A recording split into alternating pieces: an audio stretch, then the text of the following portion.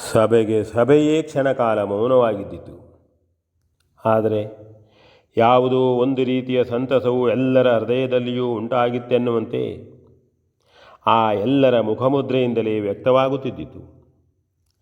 ಕ್ಷಣಕಾಲದ ಮೇಲೆ ಪೂಜ್ಯರಾದ ವಸಿಷ್ಠರು ಸಿಂಹಾಸನದ ಬಳಿಗೆ ಬಂದು, ಧರ್ಮವು ಯಾರಿಂದ ರಕ್ಷಿಸಲ್ಪಡುತ್ತದೆಯೋ ಅವರನ್ನು ಧರ್ಮವೇ ರಕ್ಷಿಸುತ್ತದೆ.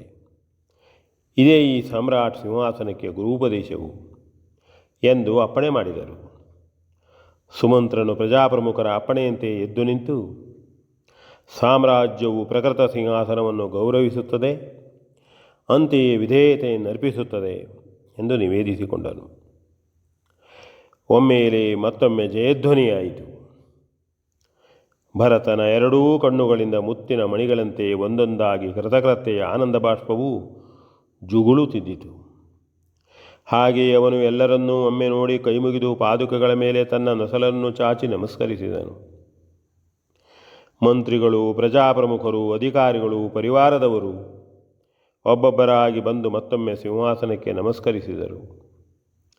ಪೂಜ್ಯರಾದ ವಸಿಷ್ಠರು ರಾಜಮುದ್ರಿಕೆಯನ್ನು ಶ್ರೀರಾಮನ ಪಾದುಕೆಗಳ ಮೇಲೊಮ್ಮೆ ಇಟ್ಟು ತಾವೇ ಆಮೇಲೆ ಭರತನ ಕೈಗಿತ್ತರು.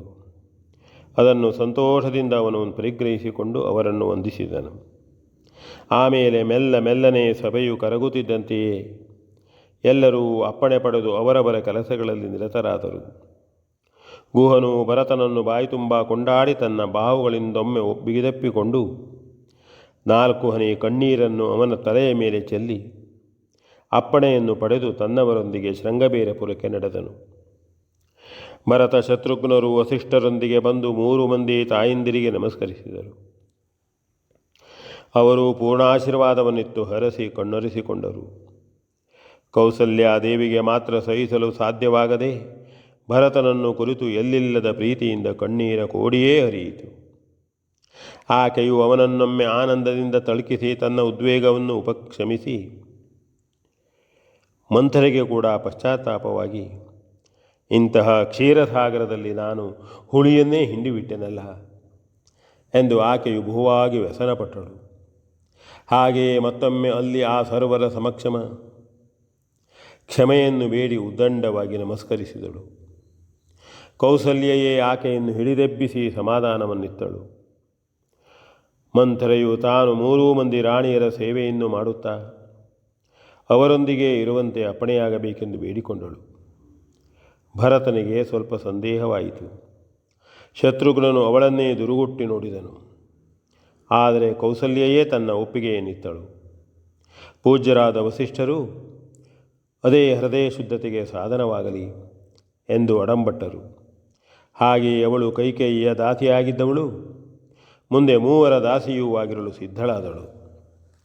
ಗುರುಗಳಾದ ವಸಿಷ್ಠರು ಮತ್ತೆ ಅಲ್ಲಿ ನಿಲ್ಲದೆ ತಮ್ಮ ಆಶ್ರಮದತ್ತ ಹೊರಟು ಹೋದರು. ಸುಮಂತ್ರಾದಿಗಳು ಅಯೋಧ್ಯೆಗೆ ಹೋದರು. ಸರಿಯೂ ತೀರದಲ್ಲಿ ಈ ಮೊದಲೇ ಸಿದ್ಧವಾಗಿದ್ದ ಗುಡಿಸಲುಗಳಲ್ಲಿ ರಾಣಿಯರು, ರಾಜಪುತ್ರರು, ಅವರ ಪತ್ನಿಯರು ಪ್ರವೇಶ ಮಾಡಿ ತಮ್ಮ ತಮ್ಮ ನಿವಾಸವನ್ನು ಕಲ್ಪಿಸಿಕೊಂಡರು. ಮಂಥರೆಯು ಮೊದಲೇ ಹೇಳಿದಂತೆ ಅವರ ಸೇವೆಯನ್ನು ಕೈಗೊಳ್ಳುವುದಕ್ಕಾಗಿ ಅಲ್ಲೇ ನಿಂತಳು. ಆದರೆ ವೃದ್ಧೆಯಾದ ಆಕೆಯಿಂದ ಅವರು ಯಾವ ಕೆಲಸವನ್ನೂ ಮಾಡಿಸುತ್ತಿರಲಿಲ್ಲ. ಆದರೆ ನಿತ್ಯವೂ ಅವಳು ಹೋಗಿ ಸಿಂಹಾಸನಕ್ಕೆ ನಮಸ್ಕರಿಸುತ್ತಿರಬೇಕೆಂದು ಶತ್ರುಘ್ನನು ಸೂಚಿಸಿದ್ದನು. ಆಕೆಯು ಅದನ್ನು ಸಂತೋಷದಿಂದಲೇ ಒಪ್ಪಿಕೊಂಡಿದ್ದಳು. ಭರತನು ಬಳಿಯಲ್ಲಿ ಯಾವ ಪರಿಚಾರಕರನ್ನೂ ಇಟ್ಟುಕೊಳ್ಳಲಿಲ್ಲ. ನಿತ್ಯವೂ ಅರುಣೋದಯಕ್ಕೆ ಸರಿಯಾಗಿ ಸ್ನಾನಾನುಷ್ಠಾನಗಳನ್ನು ತೀರಿಸಿ ಸಿಂಹಾಸನದ ಮೇಲಿದ್ದ ಶ್ರೀರಾಮನ ದಿವ್ಯ ಪಾದುಕೆಗಳಿಗೆ ಹೂವಿಟ್ಟು ನಮಸ್ಕರಿಸಿ ಬಂದೇ ಕಂದಮೂಲಗಳನ್ನು ಸ್ವೀಕರಿಸುತ್ತಿದ್ದನು. ಅವನು ಹಾಲನ್ನಾಗಲಿ ಧಾನ್ಯ ಆಹಾರಗಳನ್ನಾಗಲಿ ಮುಟ್ಟುತ್ತಿರಲಿಲ್ಲ. ಶತ್ರುಘ್ನನು ರಾಜಕಾರ್ಯವನ್ನು ಪರಿಶೀಲಿಸುವುದಕ್ಕಾಗಿ ಅಯೋಧ್ಯೆಗೆ ಹೋಗಿ ಬರುತ್ತಿದ್ದನು. ಸುಮಂತ್ರನು ನಿತ್ಯವೂ ಬಂದು ಭರತನನ್ನು ಕಂಡು ಹೋಗುತ್ತಿದ್ದನು. ಮತ್ತುಳಿದ ಮಂತ್ರಿಗಳು ಅಡಿಗಳಿಗೆ ಬಂದು ವಿಚಾರ ವಿನಿಮಯ ನಡೆಸಿ ಹೋಗುತ್ತಿದ್ದರು. ಹಾಗೆ ರಾಜಕಾರ್ಯಗಳೆಲ್ಲವೂ ಯಾವ ಲೋಪದೋಷಗಳೂ ಇಲ್ಲದೆ ಸುಸೂತ್ರವಾಗಿ ನೆರವೇರುತ್ತಲೇ ಇತ್ತು. ಭರತನು ಪ್ರತಿದಿನ ನಿತ್ಯದ ಎಲ್ಲ ವಿಶೇಷ ಕಾರ್ಯಗಳನ್ನು ಸಿಂಹಾಸನದ ಬಳಿ ನಿಂತು ಅದರಲ್ಲಿ ಹಿರಿಯ ಅರಸನು ಉಪಸ್ಥಿತನಾಗಿರುವನೆಂತಲೇ ಎಣಿಸಿಕೊಂಡು ವರದಿ ಮಾಡುತ್ತಿದ್ದನು.